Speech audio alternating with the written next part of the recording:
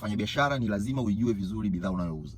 Usiache mashaka kwa mteja kwamba hata wewe muuzaji hujui vizuri unachokiuza. Mfano, ipo hivi, kuna vichwa box wanakaa ofisini, nazunguka kwenye kiti, anauza labda hizi vitu kama hivi, mic nini. Mteja yeye kaonaona mtandaoni, hana uzoefu, hana utaalamu. Akiingia hapo akikukuta wewe umeweka AC kali huko kwenye kiti cha kuzunguka, kitu cha kwanza niliwaambia, mtu ananunua trust. Hata mimi nikija ofisini kwako nanunua trust. Akiingia mazingira anaona yes, hapa nimefika. Anakuuliza inakuwaje? Hii hapa unatumia, hii unavaa hapa, unaweka kwenye shati, hii unachomeka kwenye simu. Kwa hiyo ukiongea, ukiwasha huko hivyo. Sasa mteja okay, umemweleza vizuri, hapa kwenye simu, hapa simu. Anakuuliza hii ni ya nini? Unachukua, unashika, unaangalia, unachukua simu, unaangalia Google mbele ya mteja.